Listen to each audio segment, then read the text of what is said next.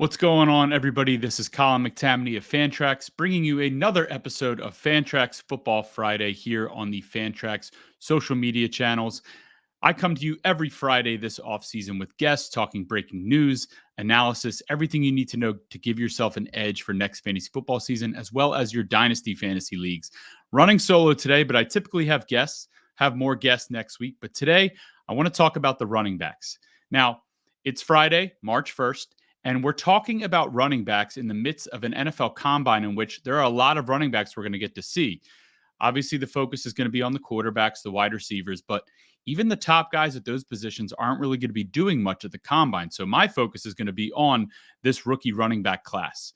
Now, these rookie running backs are entering a situation in which I think there's a lot of supply, but not a ton of demand. And we'll get into that in a second. But this position is in a little bit of a standstill right now where teams don't want to pay a ton of money to the running backs. We just saw the Kansas City Chiefs win 2 back-to-back Super Bowls with Isaiah Pacheco on a rookie deal there. Now, that might be a little bit of an anomaly, but these other running backs out there that are hitting the free agency market want a lot of money, want that guaranteed money, and rightfully so. It's a tough position, but the demand just really isn't there across the 32 NFL teams. As far as the rookies entering the league this year, I do think there is a lot of depth at the position amongst this rookie class. However, there really aren't any blue chippers. The past couple of years, we've seen Todd Gurley, Ezekiel Elliott, Melvin Gordon, Bijan Robinson last year, even Jahmyr Gibbs inside the top 12. Not this year. We're not going to see any running backs go in the first round, maybe not even the second round, perhaps the back half of the second round, but definitely round 3. A lot of guys I want to get to in that class eventually, but today I want to talk about some of these free agents and some of these running back needy teams. Now, this free agency class is pretty stacked, maybe the greatest free agency class of all time for the running back position. We got Saquon Barkley, Josh Jacobs, Derrick Henry, Tony Pollard, Austin Eckler, DeAndre Swift, Devin Singletary, A.J. Dillon, J.K. Dobbins coming off an Achilles injury. And then, Rashad Penny, Gus Edwards, Zeke is back out there, Jonte Foreman, Kareem Hunt. Long list of names there. And again, not a ton of teams that need a running back. So it's going to be interesting to see where these guys end up. But I want to go through these running back needy teams, the top 5 running back neediest teams, to give you an idea of where these guys may end up. If they end up there, they could benefit greatly for fantasy football, especially for the 2024 season. Honorable mentions real quick. We do have the Cincinnati Bengals. They averaged 89.8 rushing yards per game last year. That was the second lowest in the league. Joe Mixon is set to have a roster bonus of $3 million kick in March 18th. Obviously, free agency and the legal tampering period begins March 11th. So we should have some clarity on Joe Mixon if he's going to stay with the Bengals in that week. He may get cut March 11th, but I think we'll have an idea of what's going to happen with his future between March 11th and March 18th before that roster bonus kicks in. He has 1,986 career touches, including the playoffs. It's a lot. Almost over that 2,000 touch cliff there. I can't imagine the Bengals are going to keep him. Now, who's behind him on the roster? Chase Brown. Now, Chase Brown may not seem like a guy that can carry the load, but in his junior year at Illinois, he had 328 carries for 1,643 yards and 10 touchdowns. Solid 4.1 yards per carry last year for the Bengals on just 44 carries. He's not a guy that I really figure to be a bell cow back, but depending on who this team adds, I don't think they're going to prioritize the running back position too much, especially with Jamar Chase, T. Higgins, and Andre Yoshivas expected to take the wide receiver 3 role there. I think they're going to throw a lot. They are a pass-heavy team. So Chase Brown could be the lead back there, but I could see them adding one of those aforementioned free agents in there as a change of pace guy, maybe even the red zone guy. The Las Vegas Raiders, I have no idea who the quarterback's going to be for this team. If it's second-year quarterback Aiden O'Connell out of Purdue, I would expect the team to be a little bit more run-heavy, something they didn't really do last year. They had the 6th least rush attempts, the 3rd least rushing yards, and the 3rd least rushing yards per game, 90.7.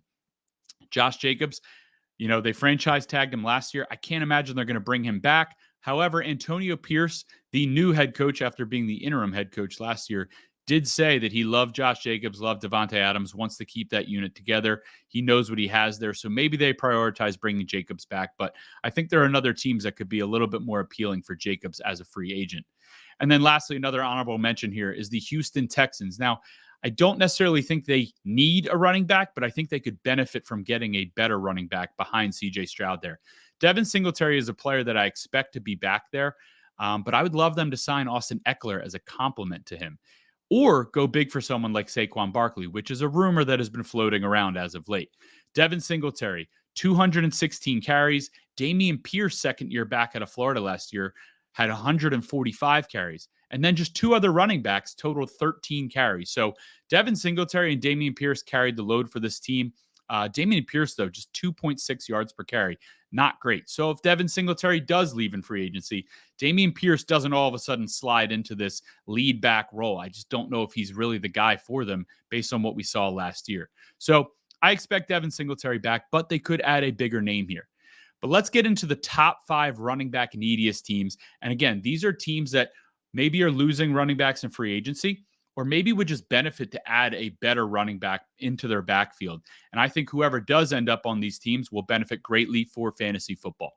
We'll start here with my Philadelphia Eagles coming in at number 5. The reason I have them in the top 5 here is that 4 running backs carried the ball in 2023. DeAndre Swift, newcomer in town, 229 carries last year. Kenneth Gainwell, second behind him with 84. And then Boston Scott had 20, and Rashad Penny, really big disappointment for me. I thought he was going to be a little bit more of something last year. Just 11 carries last year.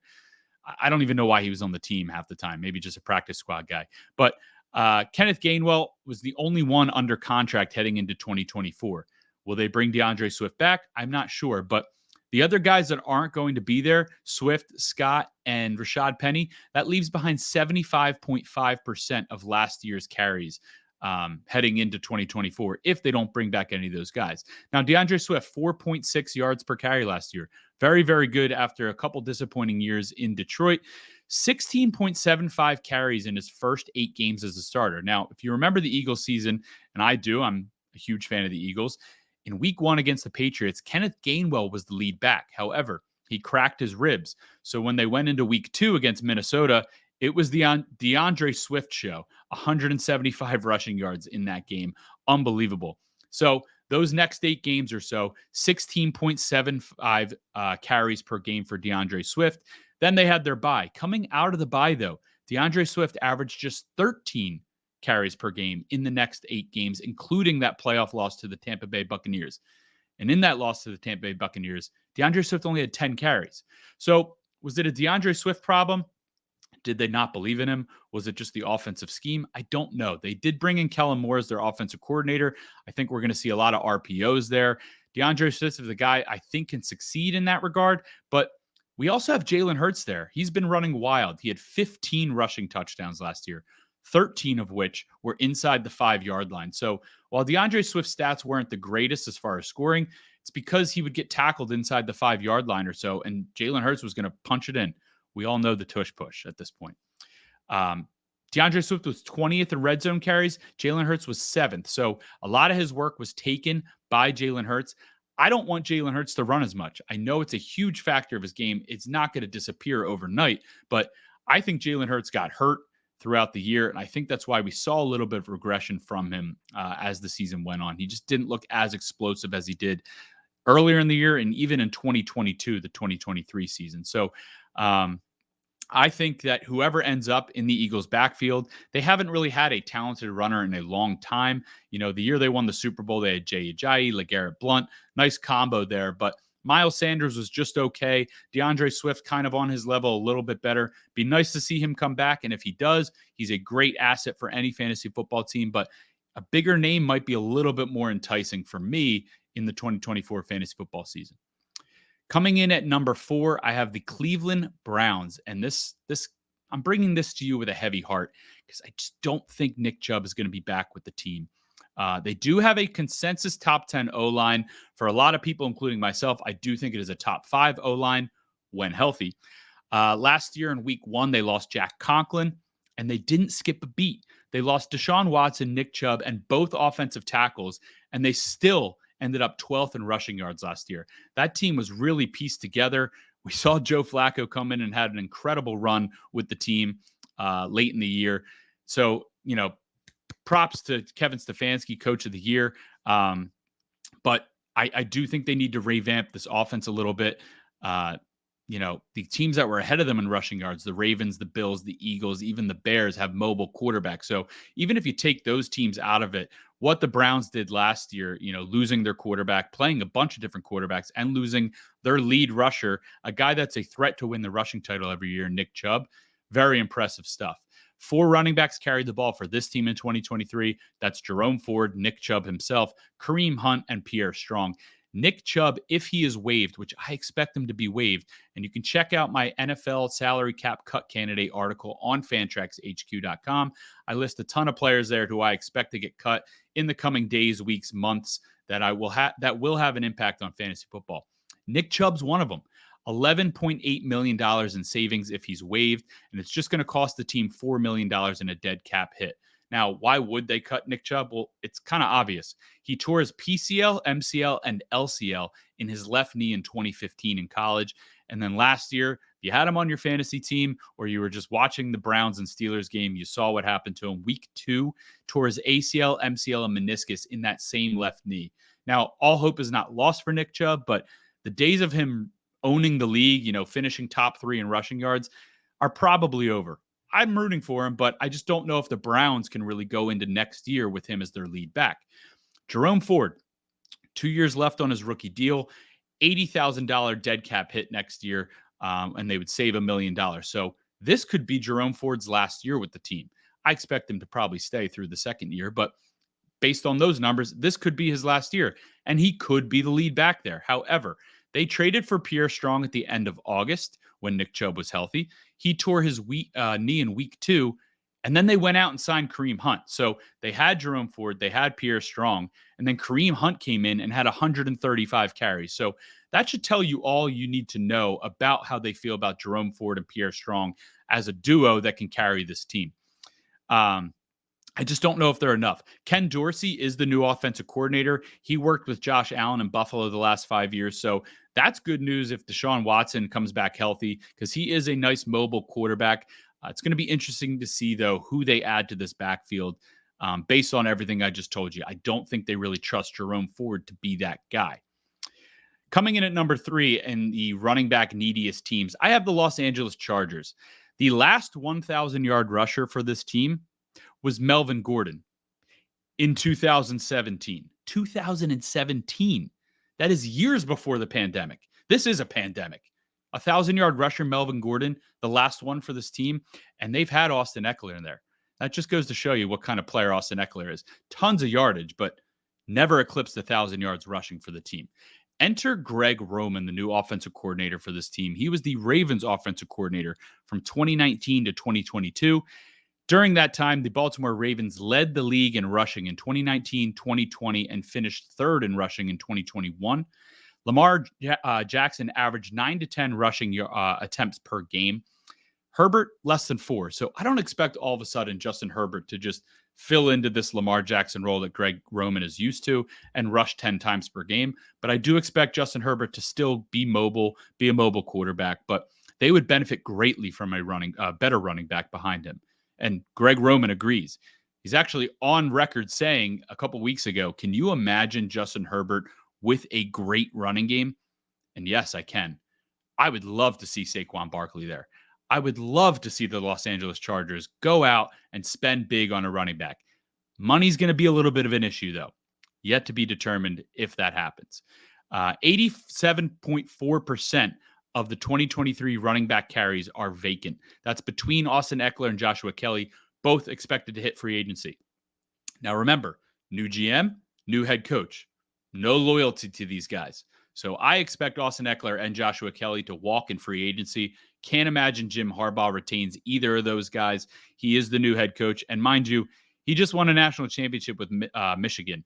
They had 38 rush attempts in that game and just 18 pass attempts. I'm not saying that's what this Chargers offense is going to look like, but I do expect them to be very run heavy. As of March 1st, today, the Los Angeles Chargers are $25 million over the salary cap. Now, things are going to change. They can fix that. Cutting Mike Williams, wide receiver who tore his ACL week 3 last year, that'll save them $20 million. Other moves can be made. They're going to be fine, but Will they spend big on a running back? I just don't know. So maybe they'll look towards the draft. Maybe they bring in Michigan running back Blake Corum, a theory everyone else has had out there. Not an original theory of mine by any means, but just an idea. I don't know if this team is one to spend big on a running back. However, the market could dictate that. If running backs are going cheap, and there are a lot of free agents out there, maybe they bring in someone like Gus Edwards, former Raven, tons of rushing touchdowns last year. Greg Roman ties. Maybe they don't go for the Saquon Barkley, the bigger names out there. Maybe they bring in the Gus Edwards. Just a thought out there. Number 2, running back neediest team, and I said this last offseason, and they completely proved me wrong. One of my worst takes of all time for fantasy football. I like Raheem Mostert. I did not expect what I saw from Raheem Mostert last year in the Miami Dolphins. In 2022, so not last season, season prior, the Baltimore Ravens running back room combined had 9 total rushing touchdowns. 9 total. So I thought, hey, Miami Dolphins are going to go get Josh Jacobs last year. Obviously, the Raiders tagged him. Maybe they'd bring in a big-time free agent. Nope, they ran it back with their running backs. They brought back Raheem Mostert. They brought back Jeff Wilson Jr. And then they drafted Devon Achane. 2022, they had 87.8 rushing yards per game. I already mentioned the Bengals and the Raiders were around that number last year, bottom half of the league or bottom 5 of the league. 2023, the Miami Dolphins, 128.4 rushing yards per game. Huge jump. Proved me completely wrong. Did not expect that. Raheem Mostert was the best bang for your buck in fantasy football. Borderline went undrafted in most leagues, especially 10-team leagues. But 12-team, he was kind of a flyer that you threw a dart at the end of the draft there. 209 rush attempts, 1,012 yards, and 18 rushing touchdowns. Absolutely ridiculous. Now listen, yesterday's Raheem Mostert is not today's Raheem Mostert. Listen, I'm not a hater. Props to you if you had him on your team. We have to be logical about this, though. He is turning 32 in April, 32 years old. Should we expect another stellar season, high-scoring season from Raheem Mostert? I'm not so sure, especially with the names out there on the market. It was a good run. I just can't imagine he's going to be back. Fast forward to like 2-3 weeks from now, and Raheem Mostert's back with the Miami Dolphins on a vet minimum deal. But besides the point, second highest percent of rushes for a first down behind Christian McCaffrey. Awesome. His 18 rushing touchdowns led the league, 4 more than Christian McCaffrey, the next closest running back. $2.7 million in savings with just a $650,000 dead cap hit if he's released. Again, I mentioned 32 years old in April, 45.8% of the Dolphins carries in 2023. So you see Raheem Mostert walk.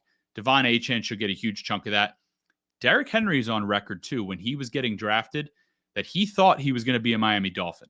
Maybe it's time for history to come full circle and Derrick Henry head to Miami on a 1-year deal and ball out in Miami with Devon Achane as a nice compliment there.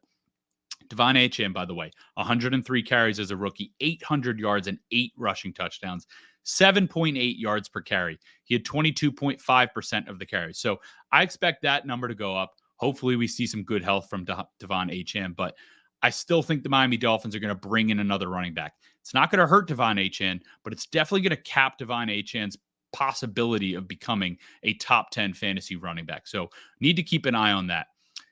No running back in this offense was top 25 in receptions amongst the position in the last 2 years with Mike McDaniel as the head coach. So as far as PPR value goes, not a ton there. They have Tyreek Hill. They have Jalen Waddle. Probably add another wide receiver there. So I'm not looking for them to add an Austin Eckler or a Saquon Barkley or even a DeAndre Swift. I think Derrick Henry, Josh Jacobs type back would fit perfectly in this offense.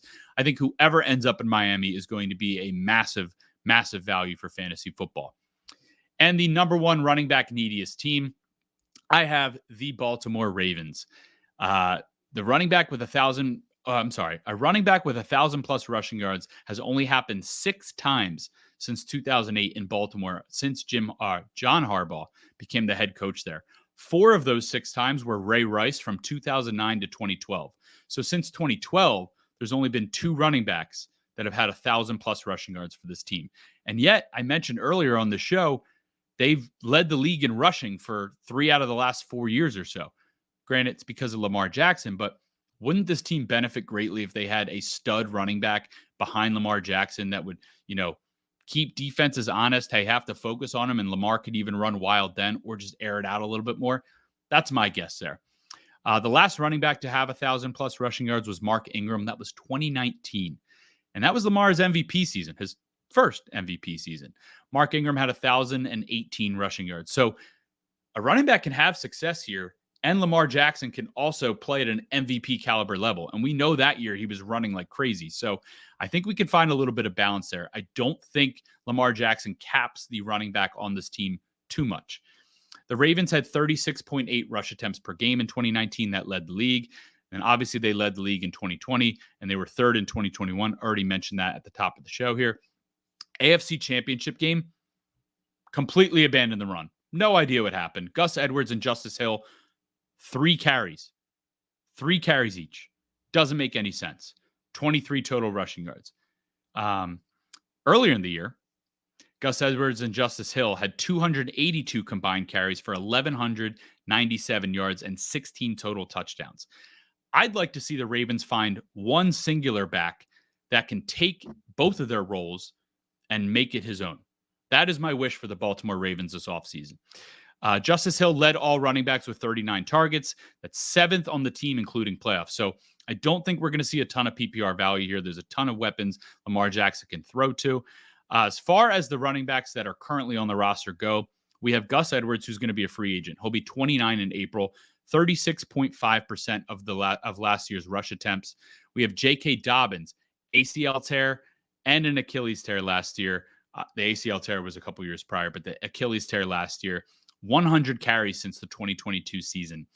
Can't imagine they're going to bring back J.K. Dobbins, and we're going to see him in a significant role if he is back on a cheap deal. Justice Hill, $500,000, or I'm sorry, $500,000 in dead cap money, saves them $2.4 million if he's released. So we could see Justice Hill gone. Gus and Hill alone are 52% of last year's running back carries. Gus, Hill, J.K. Dobbins, Melvin Gordon, and Kenyon Drake, all those guys touched the ball last year, all could be gone. 87% of the Baltimore Ravens running back carries. That leaves Keaton Mitchell, a rookie last year, who tore his ACL in week 15. So we can't imagine he's going to be back and just take on a lead back role either. However, he was fantastic. 47 rush attempts, 396 yards, 2 touchdowns, ridiculous 8.4 yards per carry average. Again, can't expect him to walk into a bell cow role after tearing his ACL in December. So they bring in a big name. That player is going to benefit greatly for fantasy football, regardless of Lamar Jackson being there. We'll see who they keep. Justice Hill, if he's still there, J.K. Dobbins, if he's still there. But again, injury history, lack of the ability to be a lead back. Lamar Jackson's still going to get his, I get that. But if they bring in a big name, Derrick Henry, Josh Jacobs, same guys I keep mentioning here. If they bring one of those guys and they can fulfill that Gus Edwards and Justice Hill role, special things could be happening in Baltimore for that running back for fantasy football purposes. Let everyone else think that Lamar Jackson is going to take away from that player. That player could be an RB1 for fantasy football. That's all I got. Let me know if you agree, disagree. Let me know in the comments. Should be an interesting free agency period for these running backs. Obviously, after all that dust settles, we'll get into the rookies and where they could end up for fantasy football. We always, are on the edge of our seat to watch these running backs enter backfields and maybe take away, from these veterans that are finding teams here. I remember last year I was rooting big for Rachaad White during the draft, and because he's on the Tampa Bay Buccaneers, and the Tampa Bay Buccaneers didn't add a rookie. Well, they added Sean Tucker, an undrafted free agent, but that's great. That meant Rachaad White was going to have a huge role in 2023, and he did. So these are the kind of things we need to be looking at this time of year. We'll see where all these guys end up. Free agency starts in less than 2 weeks. We're going to watch the running backs this week in the combine, see where some of these guys can end up. I have a couple favorites of my own. Let me know who your favorites are again in the comments. Hopefully you're enjoying these Fantrax Football Fridays. I'll be back next week with a couple episodes. We'll be breaking down the combine. We'll be breaking down breaking news as free agency looms in the coming days. I'll see you guys next week. Thanks for joining me on this Friday. Enjoy your weekend. Enjoy the combine. Take it easy.